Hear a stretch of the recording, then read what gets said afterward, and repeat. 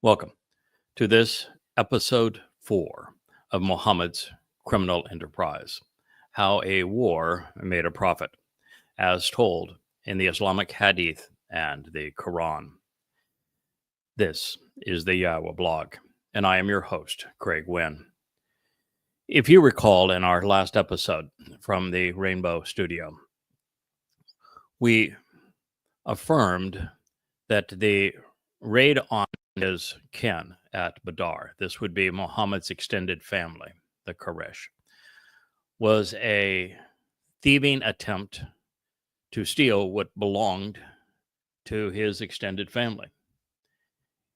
The both Quran recital and the Hadith oral reports from this moment confirmed unambiguously that Muhammad was hunting humans for the slave trade, for kidnap and ransom, that he intended to kill, that his wannabe God was indeed murderous on this occasion and was out for blood, and that the intent of both was to finance Islam's war machine with property stolen from others. This being the case, and it is irrefutable, there is no one that is aware of any aspect of the Quran and the Hadith, the religion of Islam, Muhammad, and the origins of this reprehensible doctrine that can deny any of this. And because it is true, it means that Islam was founded on stealing, on enslaving people, on kidnap for ransom, on bloodlust, thievery, armed robbery. These points are undeniable. You can say whatever you want to and pretend that Islam is a noble, worthy religion, but it does not change the facts. Muhammad was a sand pirate. He was a disgusting, reprehensible human being. Just a common thief. As we return to Tabari, Volume 7, page 54, I'll remind you that all citations from Tabari, which is the Tarek, Tabari was Islam's first Quran commentator. He was Islam's first historian. His hadith collections are irrefutable. They are as valid as the Quran itself. They came from exactly the same people in the same place at the same time and were passed on to us in exactly the same way, as is the case with the Quran. And without them, the Quran is indecipherable, and with them, Islam can be practiced. They are Sunnah. The statements that I will be citing all come from the State University of New York's translations and publications. When we turn to Ibn Ishaq's Sirat Rasul Allah, which was the first to collect hadith, these oral reports from Muhammad and his companions, and a collection that he called the Life of Allah's Messenger. We will be citing Goulam's translation and its publication by Oxford University Press. When we turn to the Quran, I deployed 66 English translations to comprise the translations that I will be sharing with you. I relied heavily on new interlinears that present the Quran literally word for word. The most impressive of those, and the one that you will hear cited the most, is the word for word interlinear that was prepared by the team that published and translated the most popular Quran translation in the world. It's called the Noble Quran. It is sponsored by the Saudi Arabian royal family. And there are tens of millions of copies published every year, the most authoritative Quran in the world. And at times, I will add my knowledge of Hebrew, which was bastardized to create the Arabic of the Quran, so that we have greater insights. Now, in this next statement, we find that Muhammad had a new Qibla, and that in his view, if he and his band of pirates perished on this day, that Allah would be no more. That's quite a statement. So first, I will tell you about the change in Qibla. Initially, Muhammad turned to the Qibla that would have been the pagan shrine to rock gods in Petra, which is where he was born and raised. There was no Mecca during the lifetime of Muhammad. It's easily proven archaeologically. The Kaaba was moved about 100 years after Muhammad's death, when competing forces were vying for control of this new terrorist religion that was plundering the world.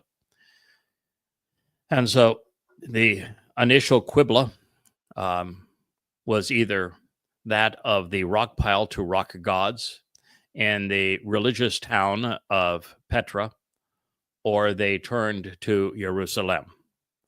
And you can take your pick, but the fact is that he's claiming here that he has a new Qibla, which means a new direction in prayer, which means if it is now towards Mecca and Saudi Arabia, it was not towards Mecca at that time. And that gives you only two options: Jerusalem, which of course Muslims covet, or it would be the rock pile to rock gods in Petra. Then he said, Allah, if this band perishes today, you will be worshipped no more. Now, I can tell you quite frankly that a God that would want to be worshipped is not a God. Any being that says that they want an inferior being to worship them has a psychotic, narcissistic issue. It would be like us humans if we even had the capacity to create a slug that could burp out, boy, you're really wonderful. I love you. You're the bestest. I'm going to prostrate. Let me learn that prostration thing. If I could only get my head down and my butt up, I could curl like that and I could burp out, you're no God but Allah. Any being that would do that and find that meaningful, something that they would desire, something they would demand, is psychotic, is so insecure as not to be worth knowing. I mean, can you imagine about the fifth time that slug burped out and slithered its butt up towards you that say that you are the best? I mean, if you were not insane, you would immediately say, okay, that was a bad idea. Let's enough of that already. Let's stop with it. So the very fact that Allah wants to be worshipped means that he is likely Satan and not God, because Satan is the Lord. He is the one who wants to control, to possess, to impose his influence. And so Satan wants to be worshipped as if he were a God, where the actual God simply wants a familiar relationship with us. The other part of that, you will be no more, suggests that a thug leading a band of raiders in the desert that were about to murder their own family so they could steal property that did not belong to them, were the only thing that were standing between Allah being known and not known any longer. That being the case, Allah's not much of a being, is he? I mean, it would render Allah the likes of a snake in the desert if this is the tenuous link to him being known. The next statement reads, Tabari, Volume 7, page 54. Abu Bakr picked up his cloak, and he put it on him, grasping him from behind. O Prophet, whom I value more than my mother and my father, This constant calling on your Lord is annoying. Then Allah revealed, when you sought to help your Lord, he answered you saying, I will help you with 1,000 angels, rank upon rank. Muslims will do anything to try to validate the Quran, and this hadith, of course, attempts to do that. That is Quran 8009, which we will cover every episode of every word of the Quran's 8th surah pursuant to this terrorist raid. But imagine, Abu Bakr is the piece of worm rot that was father of the decade in Arabia, that offered his 6-year-old daughter to be sexually abused by his bud Muhammad, who was 66 at the time, should he have been born, as the Quran suggests, in the year of the elephant. I know that is 666, and that'll tantalize a number of you, but nonetheless, 66-year-old freaks don't belong anywhere around 6-year-old girls unless it is to play grandpa, and then you're playing dollies and tea sets, and on swings in the garden. You are not hopping in bed alone and taking advantage of them sexually. That is exceedingly perverse. We call it pedophilia. And so this was the pedophile prophet. And to say to someone, I value you more than my mother and my father, is when they are sexually abusing your daughter and they're about to lead a gang of hoodlums to rob your extended family, saying that Abu Bakr, who became the stalwart of Islam and the first caliph, did not have a moral compass or a functioning conscience. Now, this, you're calling on your Lord, is annoying for a number of reasons. One is that in Yathrib, where Muhammad bought all of his Quran recitals from rabbis, from them reciting their Talmud to him, the rabbis managed to convince Muhammad that Lord was rabbi. And so that is the Arabic word that underlies this. They were yanking his chain, and he bought it. And for the most stalwart of all Muslims to say telling Muhammad that you calling on your Lord is annoying, tells us that Islam was nothing but a farce, that this was nothing more than an excuse to commit armed robbery. And it was not then that Allah revealed anything. The Quran surah, the 8th surah, that begins by saying the stealing is lawful and good, came after this tussle between pirates and commercial traders, not before it or during it.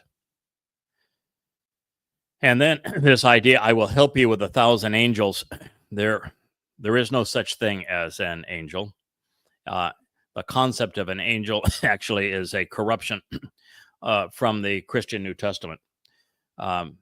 When the writers of the Christian New Testament, beginning with Paul, who wrote the first 14 books of the Christian New Testament and inspired the next 3, when he was writing in Greek, he translated the Hebrew word for spiritual messenger, which is malach, into agelos in Greek. At the very least, what he should have done, if he wanted it to be a title, as it's used here, is to transliterate it as malach. And at the very least, then Christians, when they were translating their New Testament out of Greek into a language like English, should have translated the translation of malach as messenger. There is no justification whatsoever for angels. They don't exist. But again, Muhammad and his pals were too stupid to know that. They were, after all, illiterate. And I can also assure you that malach, spiritual messengers and envoys, do not join sand pirates to kill their kin. They are not engaged in armed robbery. They are not mass murderers. They do not come down to fight battles rank on rank. And in Islam, there has never been an instance ever where Allah did anything. He is the most impotent of wannabe gods in human history. Allah's angels are, of course, so feeble. It takes 1,000 of them to do battle with some intoxicated merchants if you want to actually play along with this story. 1,000 of them to do battle with some intoxicated merchants. Unless we forget, the future caliph found Muhammad's mumblings about Allah and his prayer annoying. He was there for the booty, and he wanted to get along with it now. So Muhammad cried out. This is recorded both in Bukhari, volume 5, book 59, number 330, and in Ibn Ishaq's Surah, page 300. Here is Gabriel. He's holding the rein of a horse. The last time he was on a jackass, by the way. And he's leading the charge. And he is equipped with his weapons. And he is ready for the battle. Dust on his front teeth. This is the third time that we have heard that Muhammad envisioned Gabriel as a warrior spirit riding on a horse. Now, why a spiritual being would need a form of animalistic mobility is anyone's guess, because as a spiritual being, they can maneuver in time and space at their choosing. They are always depicted, of course, with wings, only because one form of them, the Karub, of which Hasatan was actually a Karub. He was one of the Karub on the walls of Eden, which is how he was able to come down and fool Towrah, is because he was a known entity. And Karub do have wings, but we don't know if the rest of the host in this regard are winged or not. They can certainly appear so, I guess, if they wish to, but they do not ride horses. As for dust on their front teeth, they don't have teeth either. They're spiritual beings. Now, I have shared this before, but it bears repeating, and my job is to correct the incorrect when the incorrect are wrong about something that is important to correct. And in this case, Gabriel isn't a malak. He is not an angel. He could not come down on a horse holding the reins, leading the charge. Gabriel, which means God's most capable and courageous man. It is from Gabor, which is in turn from Gabar.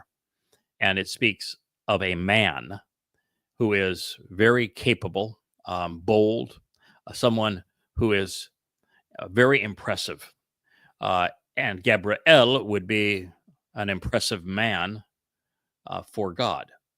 When he is introduced to us, not only does his title tell us he is a man, a human being, but Daniel, which is where he came to visit when he was in Babylon, specifically tells us on 2 occasions that Gabriel was an Ish, which is a human man.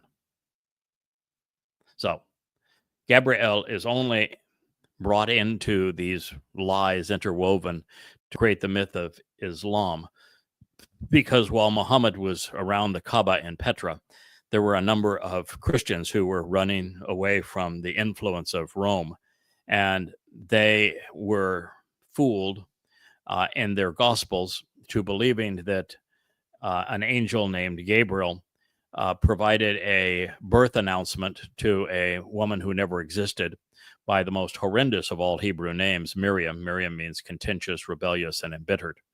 To give birth to a mythical misnomer, the counterfeit of Dode named Iesu Christou. But the Christians there in Petra in the 7th century would not have known any of this. And so they believed that if you were somebody important, that surely Gabriel would have been the angel that would have provided all of the announcements. So Muhammad bit, and he incorporated the myth of Gabriel into his stories. And actually told us that Gabriel delivered the Quran. Nothing could be further from the truth. Gabriel is Dode, the person whom Yahweh says, "This is my son, I am his father."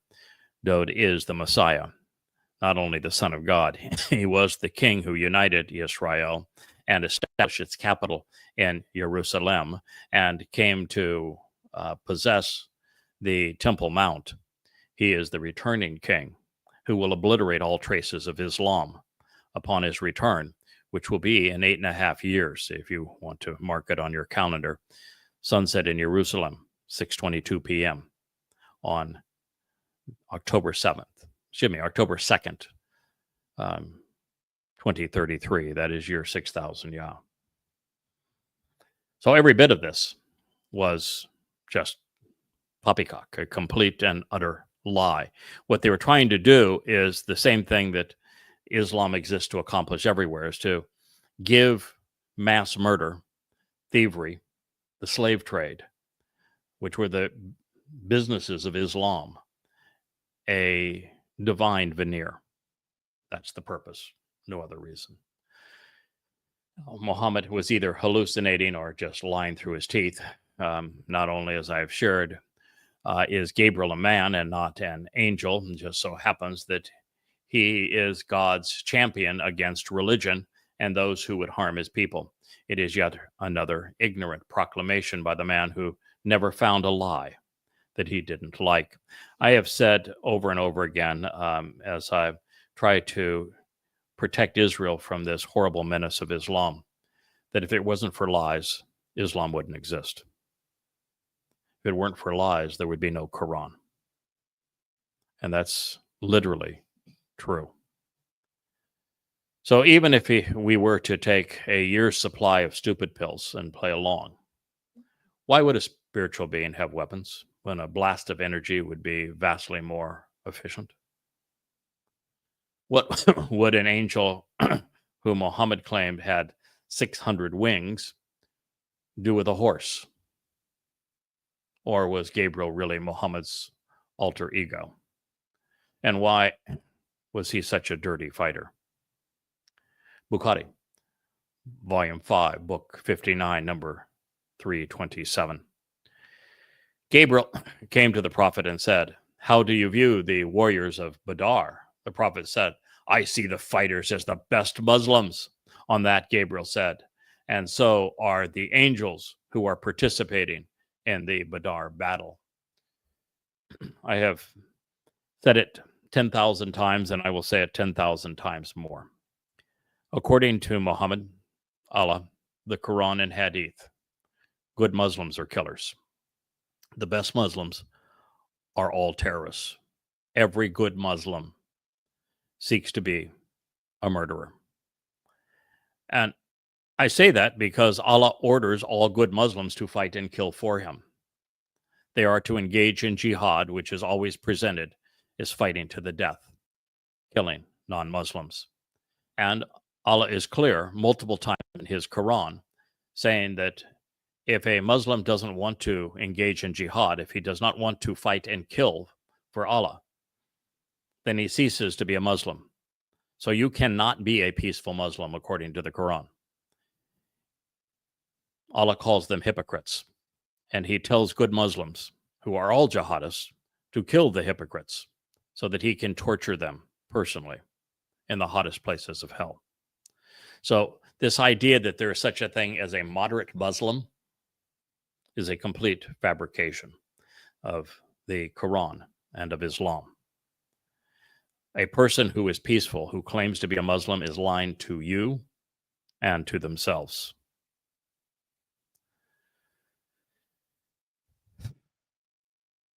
I see the fighters as the best Muslims.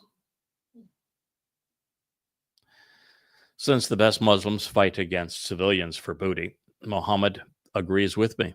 All good Muslims are bad people. Further, Allah's best angels are demons. Is this a great religion or what?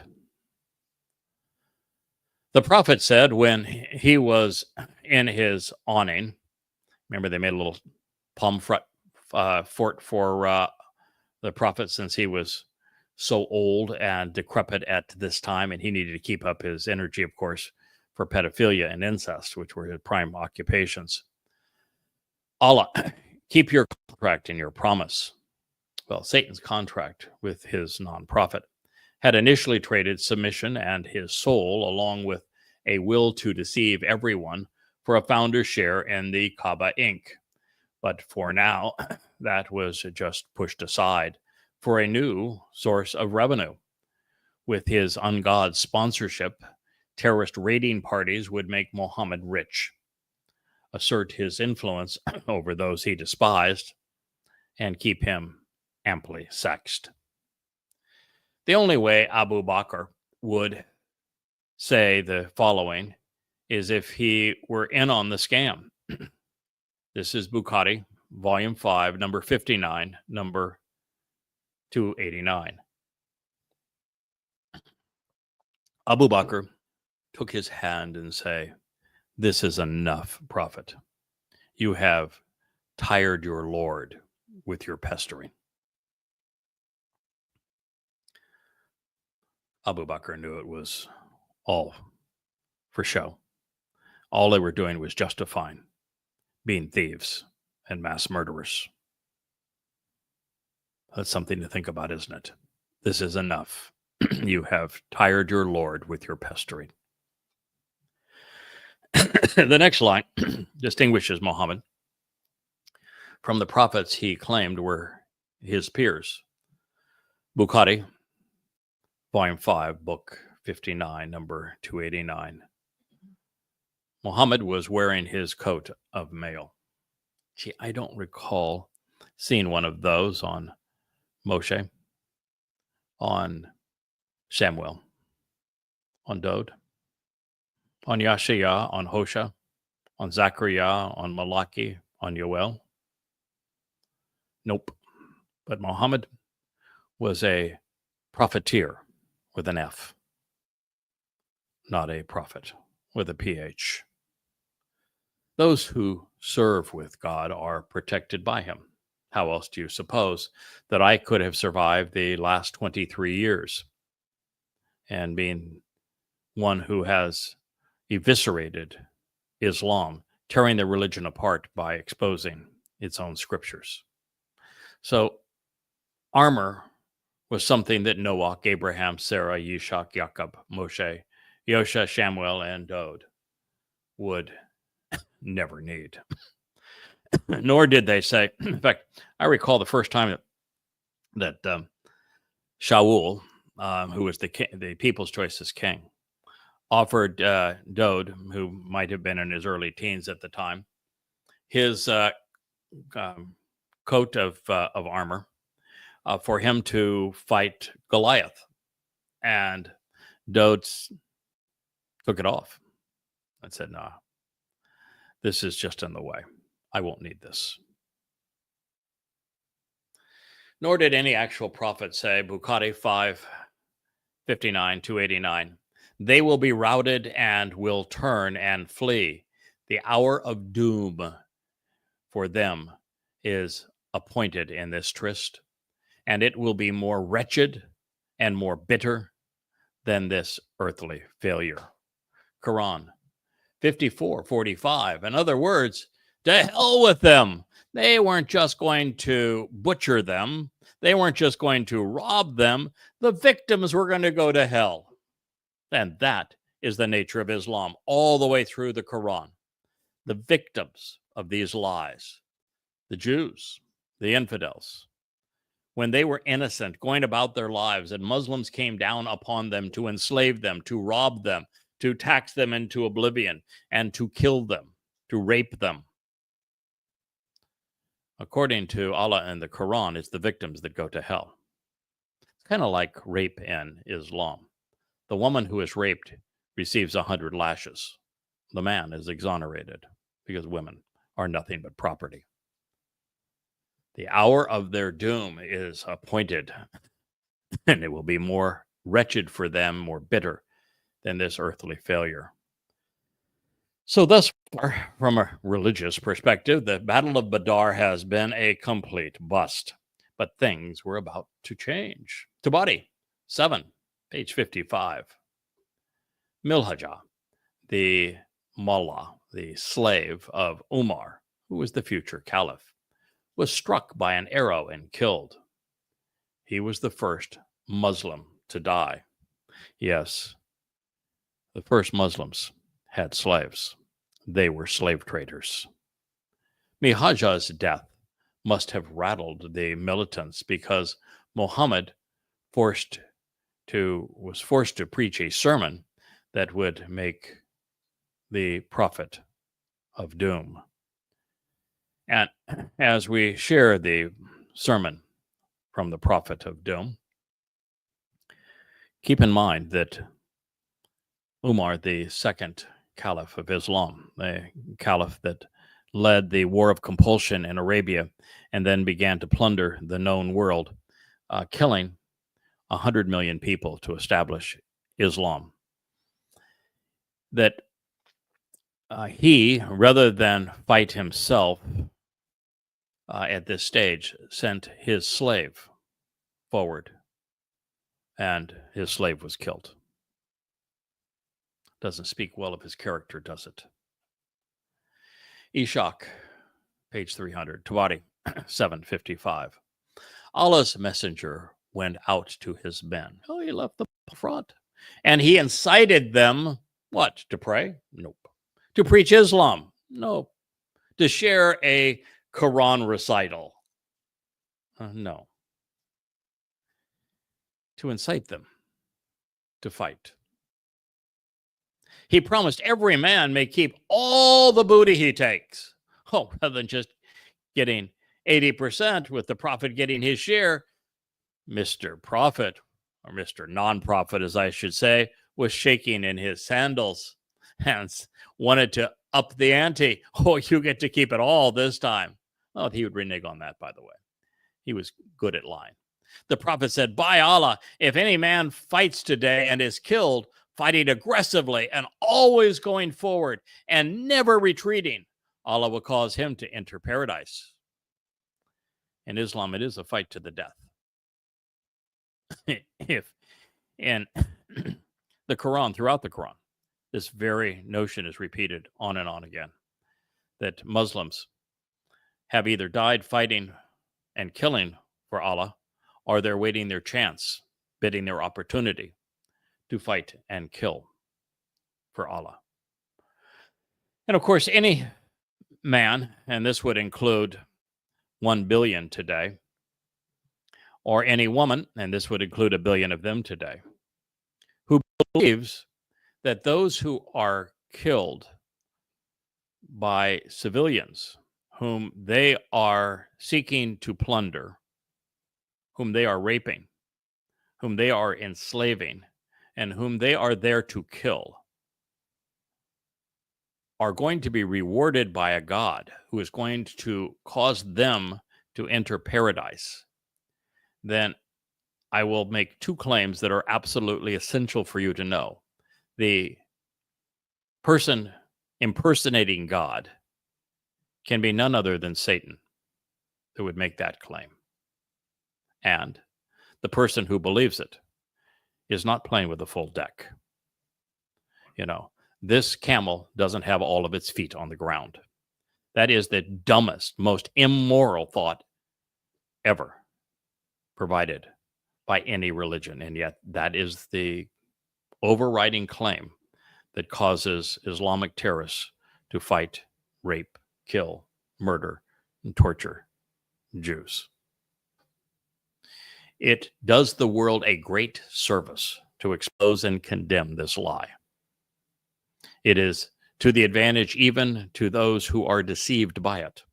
And of course, it is a huge advantage and extremely compassionate and loving to those who would become their victims.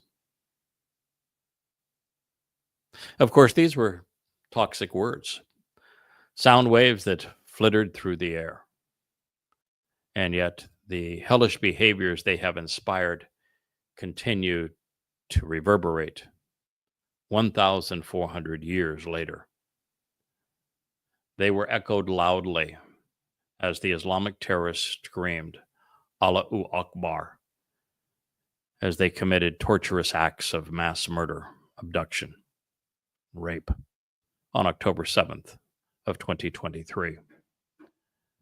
Muhammad was lying through his rotten teeth, of course. As usual, he personally confiscated 20% of what his mercenaries stole, and no Muslim has ever entered paradise, nor ever will. Hell, though, is guaranteed. Ishaq, page 300, Tabari 755. Umar, who was holding some dates in his hand and eating them, said, fine, this is excellent. Nothing stands between me and my entering paradise except to be killed by these people. He threw the dates, he seized his sword, and he fought until he was slain. The means behind the madness is now in full view. We do the world a great service to expose and condemn this religion. Those who would say that I'm being inappropriate and my overall disdain for, indeed, my commitment to completely eviscerate Islam, to blame the religion on the deaths that it has caused, the destruction that it has caused, would be immoral, ignorant, and irrational.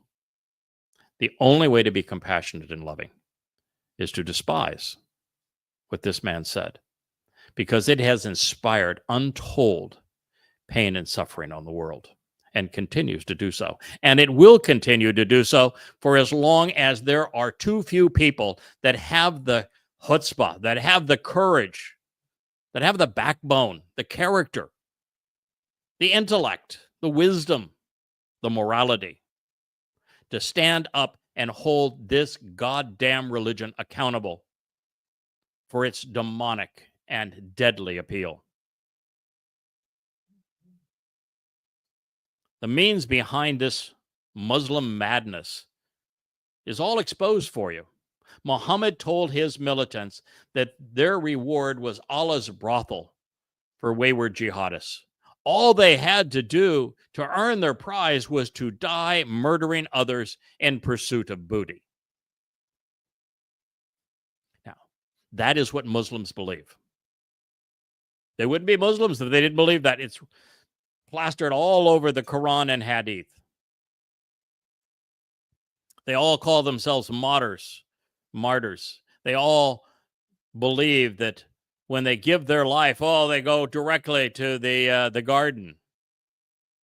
They kill based upon this lie. We do the world a tremendous service. We do every child, every woman, even every man, a great favor when we expose and condemn the basis of Islam. No one should be allowed to believe. No one should be motivated to kill based upon this bogus promise that killing is good, stealing is good, and that those who die killing, raping, plundering, and stealing are rewarded in heaven. No one should be able to promote Allah as if he were actually a god, or Muhammad as if he spoke for one. This Muslim militant and disciple who had gone off on a terrorist raid to kidnap defenseless civilians and steal their possessions died shouting these words. They're recorded in Ishaq, page 300. I am fighting in Allah's cause. This is piety and a good deed in Allah's war. I do not fear as others should, for fighting is righteous, true, and good. If you are a progressive, Greta Thunberg, for example, wearing a sign of Palestinian Muslim allegiance and are off speaking such that Muslims might more readily commit genocide against Jews. If you run a liberal college and are run amok with progressives and Muslims shouting death to America, death to Jews. If you are among these people, you have no conscience. You have no morality. You are devoid of the ability to think rationally or to respond to the evidence. If you are a Muslim, you are either a complete nincompoop or you are a deadly killing machine. Neither one should be respected or even tolerated. I am fighting in Allah's cause. It is plastered again all through the Quran. Allah demands that all Muslims fight in his cause. It is considered the ultimate in piety and a good deed in Allah's war against all humankind. I do not fear as others should. And I want to tell you, they should be very afraid, because the consequence of their behavior for 1,400 years has earned them a confirmed reservation in Sheol. For this, fighting is righteous, true, and good. Only if you are a legionnaire in Rome, if you are part of the gang of Genghis Khan, but for a religion to elevate fighting to the ultimate symbol of righteousness, that killing is good, that religion should be quarantined, and people should not be harassed by it. Consider the number of times the Quran has spoken of righteous, true, and good deeds. Now we know Allah's definition of piety, and what is a good deed actually represents fighting to the death, killing others. We also found that Muhammad's definition of a good Muslim was accurate, albeit horrific. All good Muslims are vicious terrorists. Now, keep in mind, this particular battle was not defensive. Muhammad wasn't protecting his people. He was not trying to spread Islam. He had no interest in Islam. He went out on a terrorist raid expressly because he thought that the caravan that he was trying to rob was lightly protected and that he could launch a surprise attack on it and abduct his own extended family members, because that's who he was going after. And he could abduct them for ransom, that he could steal their property, and that he could get his jollies killing them. This was the worst form of terrorism. You know, mostly terrorists fight for some religious or political agenda. Muhammad wasn't. Muhammad was fighting exclusively for his own self-aggrandizement, for his own quest, covetousness for sex, power, and money, his own bloodlust, his own revenge against his kin. Muslim lives were meaningless to Muhammad, just as Islamic clerics find suicide bombers and jihadists expendable. Hamas is hiding among civilians because they believe that the more Muslims who die, the better it is for them. They want the maximum carnage. That was the intent of 10/7, the flood of Alaska.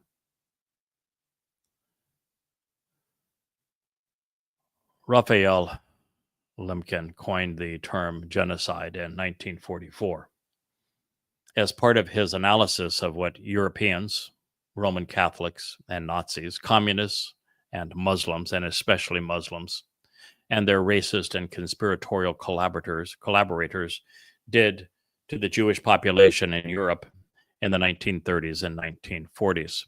The term was based upon the Greek word for race, genos, and the Latin word for kill, side. It is defined as the deliberate mass extinction of a race. The previous example was perpetrated by the Ottoman Turks, also Muslims, against the Christian Armenians at the conclusion of the First World War. And this I want to make clear to you. I've stated this now many times on social media and Facebook and on X, showing pictures that prove the point. Adolf Hitler and the Nazis thought that they could rob Jews and exile them, and that was their plan through 1941. All of the meetings detailed their plans to exile Jews. Then, in November of 1941, the highest-ranking Muslim in what is now Israel, the Grand Mufti, had an audience with Adolf Hitler, and they discussed killing Jews as opposed to exporting Jews. And as a result of that meeting, a Muslim convinced the Nazi that Jews, rather than being exiled, should be exterminated. At the next meeting of Nazis and SS leadership, the agenda is quite clear, and it details the final solution, where the concentration camps would all be turned into death camps, and that the Jews of Europe would be killed, not exiled. So the Holocaust and the extermination of 6 million Jewish lives, 1 million of them babies, was caused by a Muslim. Now, I share all of this because the claim that is being made against Israel on behalf of the fake Justinians, while the reverse is true, needs to be extinguished. It is Muslims, by every ethnicity, that are trying to annihilate one ethnicity, Jews, which is the meaning of the slogan, from the river to the sea. Palestine will be free of Jews. Not only are the so-called Palestinians unrelated by race, nationality, or history, and only by religion, Israel has unintentionally killed an insignificant fraction of 1% of Muslims, even of fake Justinian non-combatants.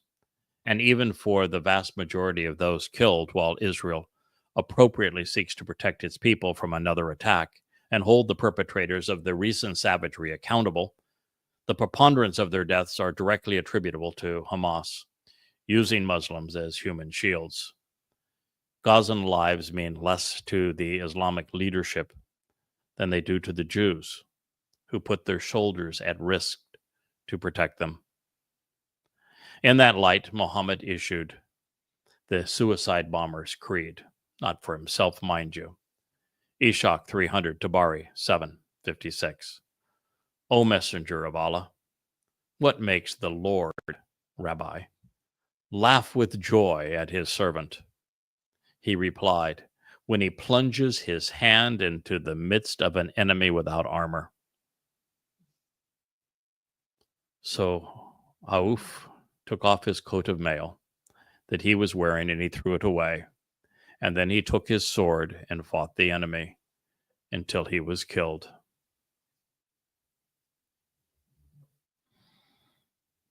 Well, is it any wonder that Muslim bomb makers want their children to grow up and become jihadist killers? There's only one voice of Islam, Muhammad.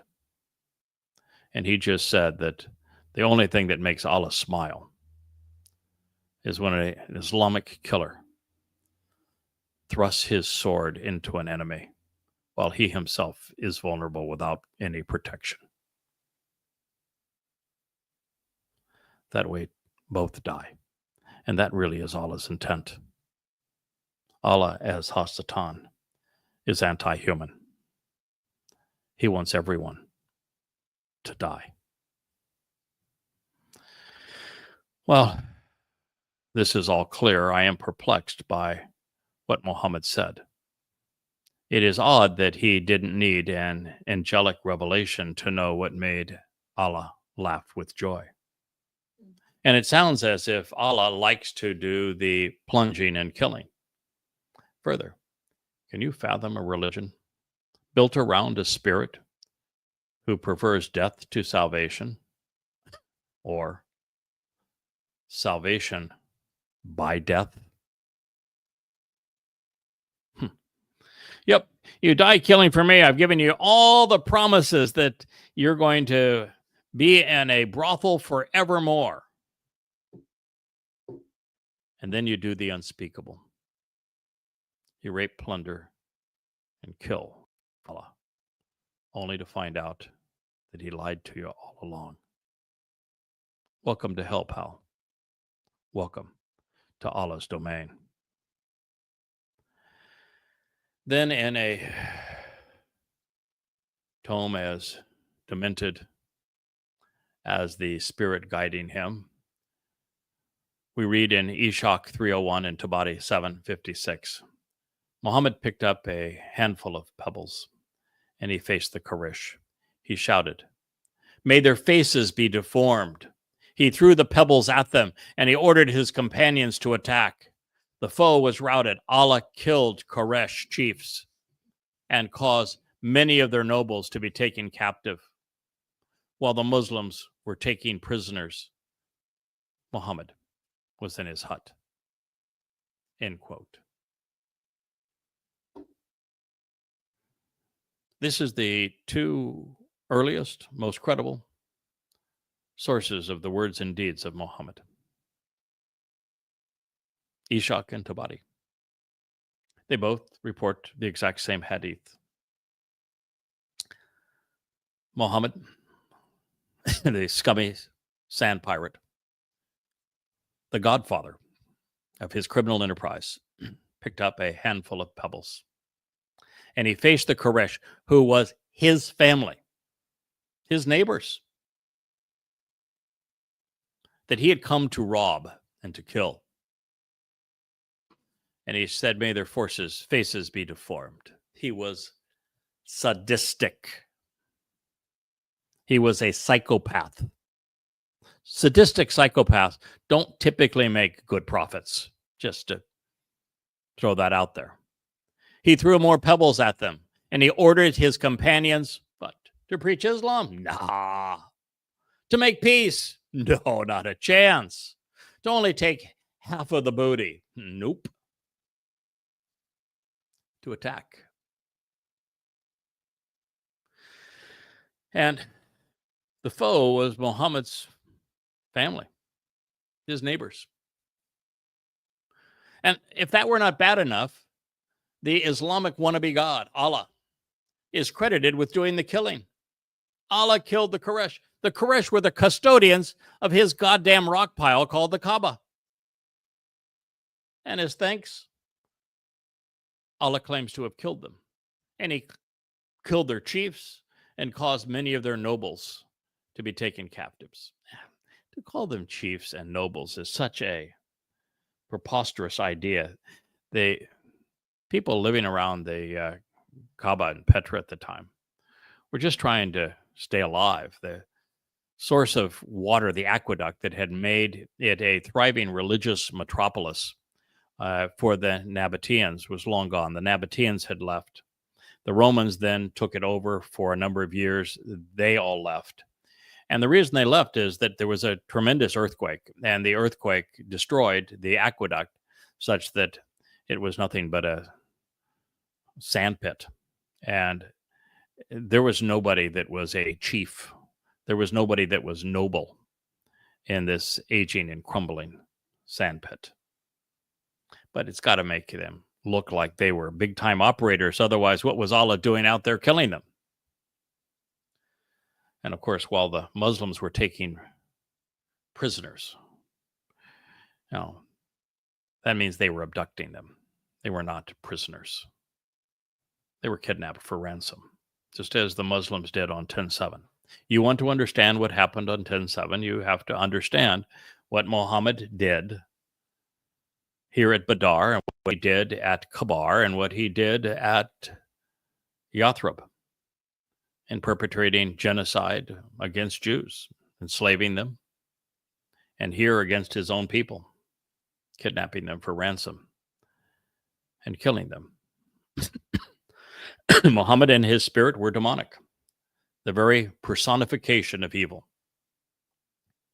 It's amazing that even in Arabia, there were room for two narcissistic psychopaths of this ilk, Allah and Muhammad. This is a good point for us to conclude this, the fourth episode of the YAHOWAH blog on Muhammad's criminal enterprise, how war made a prophet. I look forward to returning to the Rainbow Studio at this time tomorrow to share more insights into why the only moral, just, rational, compassionate, and loving response to the religion of Islam is to expose it, condemn it, and to isolate it, to quarantine this plague of mass destruction. Thank you for listening.